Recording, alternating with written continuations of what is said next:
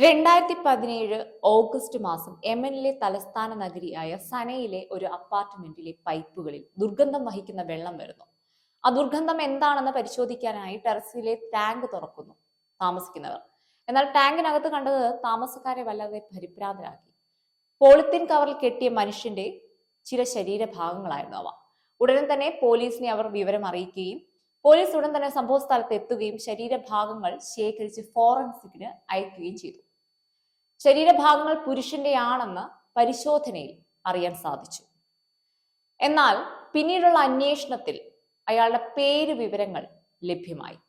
Talal Abdul Mahdi എന്നായിരുന്നു അയാളുടെ പേര്. അയാളുടെ കൂടെ ഒരു ഇന്ത്യൻ വനിത താമസിച്ചിരുന്നു എന്നും അത് അയാളുടെ ഭാര്യ ആയിരുന്നു എന്നുള്ള വിവരങ്ങളും ലഭിച്ചു തുടങ്ങി. ഇരുവരും ചേർന്ന് ഒരു ക്ലിനിക്ക് നടത്തിക്കൊണ്ടു പോവുകയായിരുന്നു.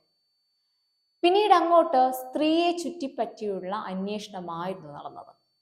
എന്നാൽ സനയിൽ നിന്നും ഏകദേശം 200 കിലോമീറ്റർ അകലെയുള്ള ഒരു ആശുപത്രിയിൽ വെച്ച് അവരെ പോലീസ് പിടികൂടുകയുണ്ടായി.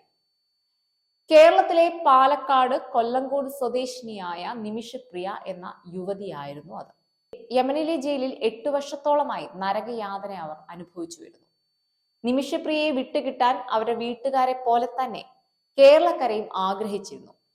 അബ്ദുൾ റഹീമിനെ വിട്ടുകിട്ടിയത് പോലെ തന്നെ നിമിഷപ്രിയയെയും തിരികെ കിട്ടുമെന്ന് ഏവരും പ്രതീക്ഷയോടെയാണ് ഇരുന്നത്.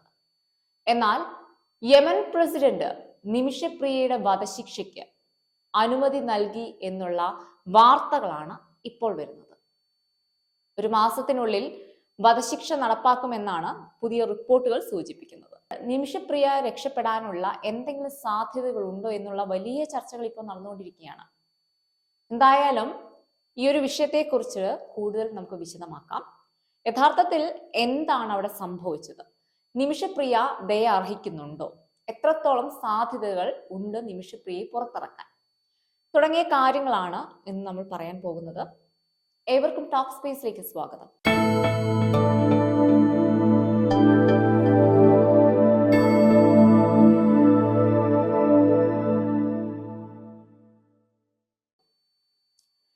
നിമിഷപ്രിയ നഴ്സിംഗ് പഠനം കഴിഞ്ഞ് യമനിൽ ജോലി തേടി വന്നതാണ്.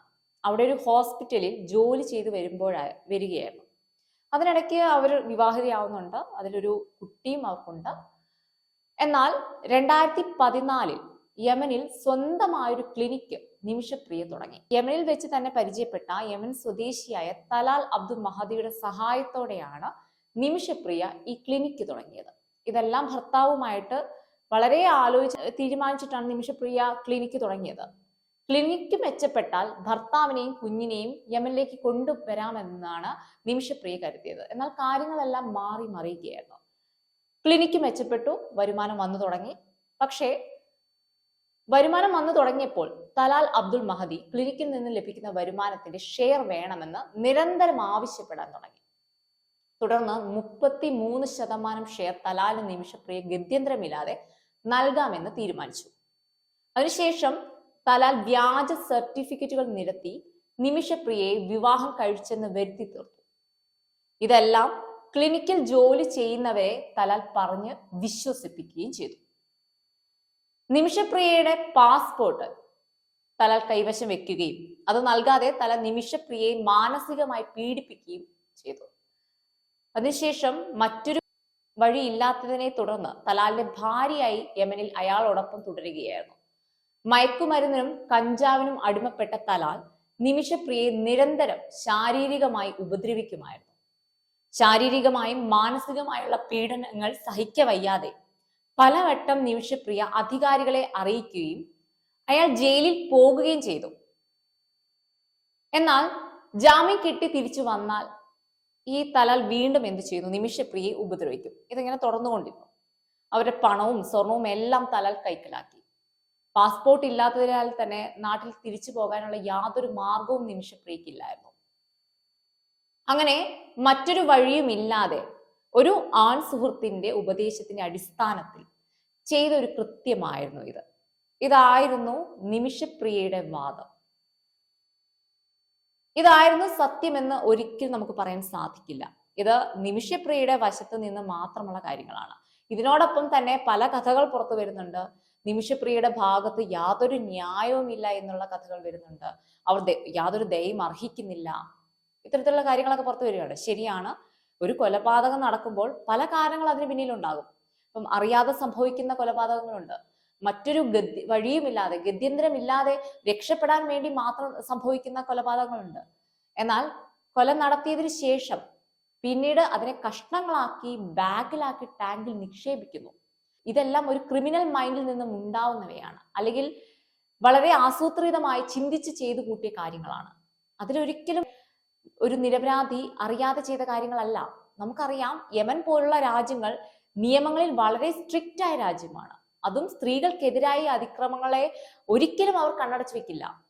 അതിന് വേണ്ട തക്കതായ ശിക്ഷകൾ എപ്പോഴും യമൻ പോലുള്ള രാജ്യങ്ങൾ നൽകും. അപ്പോൾ വേണ്ട നിയമ നടപടികൾ എന്തുകൊണ്ട് നിമിഷപ്രിയ സ്വീകരിച്ചില്ല എന്നുള്ള ചോദ്യങ്ങൾ വരാം. നിയമത്തിന്റെ വഴിക്ക് പോകാതെ തെറ്റായ വഴിക്ക് പോയത് തന്നെ ദുരൂഹതകൾ മുറുക്കുകയാണ്. ഇവിടെ നിമിഷപ്രിയയെ ഒരിക്കലും ന്യായീകരിക്കാൻ സാധിക്കില്ല. അവർ തെറ്റ് ചെയ്തിട്ടുണ്ടെന്ന് അവർ തന്നെ സമ്മതിച്ചു കഴിഞ്ഞു. ഇനി എന്തുകൊണ്ട് അബ്ദുൾ റഹീമിനെ നൽകിയ പരിഗണന പോലും നിമിഷപ്രിയയ്ക്ക് നൽകുന്നില്ല? അബ്ദുൾ റഹീമിനെ പോലെ തന്നെ ആക്ഷൻ കൗൺസിൽ വേണ്ട എല്ലാ നടപടികളും സ്വീകരിക്കുകയും അതുപോലെ തന്നെ നിമിഷപ്രിയയ്ക്ക് വേണ്ടി 22 ലക്ഷം രൂപ സമാഹരിക്കുകയൊക്കെ ചെയ്തിട്ടുണ്ട്. പക്ഷേ ഇത് രണ്ടും നടന്നത് 2 രാജ്യങ്ങളിലാണ്. ഒന്ന് സൗദിയിലാണ്, ഒന്ന് യമനിലാണ്. 2 സംഭവങ്ങളാണ്. അബ്ദുൾ റഹീമിന്റെ നിരപരാധിത്വവും പൂർണ്ണമായിട്ട് ഇവിടെ ന്യായീകരിക്കാനൊന്നും സാധിക്കില്ല. പക്ഷേ കൊല ചെയ്യപ്പെട്ട കുട്ടിയുടെ കുടുംബം ബ്ലഡ് മണി നൽകിയാൽ അബ്ദുൾ റഹീമിനോട് ക്ഷമ നൽകാമെന്ന് ആവശ്യപ്പെട്ടിരുന്നല്ലോ. അവർ ആവശ്യപ്പെട്ട ബ്ലഡ് മണി നമ്മൾ എല്ലാ മലയാളികളും ചേർന്നാണ് അവിടെ എത്തിച്ചത്. അങ്ങനെ അബ്ദുൾ റഹീമിന് ജയിൽ മോചിതനാവുകയും ചെയ്തു. എന്നാൽ നിമിഷപ്രിയയുടെ കാര്യത്തിൽ സംഭവിക്കുന്നത് അതല്ല. തലാലിന്റെ കുടുംബം യാതൊരു വിട്ടുവീഴ്ചയ്ക്കും ആദ്യം മുതലേ സമ്മതമല്ലായിരുന്നു. മാത്രമല്ല, ബ്ലഡ് മണി ആയിട്ട് അവർ പറഞ്ഞ ഒരു തുക എന്ന് പറയുന്ന അതിഭീകരമായിട്ടുള്ള തുകയുമാണ്.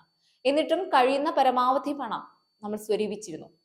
ഇതിനിടയിലാണ് യമൻ പ്രസിഡന്റിന്റെ വിധി വന്നിരിക്കുന്നത്. പക്ഷേ നിർഭാഗ്യവശാൽ വധശിക്ഷയ്ക്കുള്ള അനുമതി യമൻ പ്രസിഡന്റ് നൽകുകയായിരുന്നു. ഇനി ഇവിടെ ആകെയുള്ളൊരു സാധ്യതകൾ തലാലിന്റെ കുടുംബത്തെ സമീപിക്കുക എന്ന് മാത്രമാണ്. പക്ഷേ അവിടെ ഒരു വിട്ടുവീഴ്ചയ്ക്കും തലാലിന്റെ കുടുംബം തയ്യാറാകുന്നില്ല എന്നുള്ളതാണ് മറ്റൊരു കാരണം. മാത്രമല്ല, ഇതിനുപരി നിമിഷപ്രിയയുടെ അമ്മ മാസങ്ങളായിട്ട് യമനിൽ മകൾക്ക് വേണ്ടി പോരാടുകയാണ്. നമ്മളെല്ലാം വാർത്താ മാധ്യമങ്ങളിൽ അത് കണ്ട കാര്യങ്ങളാണ്. മകൾ സുരക്ഷിതമായിട്ട് തിരികെ വരുമെന്നുള്ള ഉറപ്പിലാണ് ആ അമ്മ. യമൻ പ്രസിഡന്റ് തീരുമാനം ആ അമ്മ ഇതുവരെ അറിഞ്ഞിട്ടില്ല. വധശിക്ഷ എന്നുള്ളൊരു തീരുമാനം അറിഞ്ഞിട്ടില്ല അവര്. യമൻ പ്രസിഡന്റ് ശിക്ഷ വിധിച്ചാൽ അതിന് ഒരു മാറ്റം ഉണ്ടാകാൻ സാധ്യത വളരെ കുറവാണ്. യമൻ എന്നല്ല, അതുപോലെയുള്ള സൗദി പോലുള്ള രാജ്യങ്ങളൊക്കെ അങ്ങനെയാണ്. ഇനി എന്തെങ്കിലും ഒരു മിറൈക്കൽ ഈ ഒരു കേസ് സംഭവിക്കട്ടെ എന്ന് നമുക്ക് പ്രാർത്ഥിക്കാം. ഒരു അമ്മ നഷ്ടപ്പെട്ട ഒരു കുഞ്ഞിന്റെയും ഒരു മകൾ നഷ്ടപ്പെട്ട ഒരു അമ്മയുടെയും കണ്ണീർ മലയാളികൾ കണ്ടുകൊണ്ടിരിക്കുകയാണ്.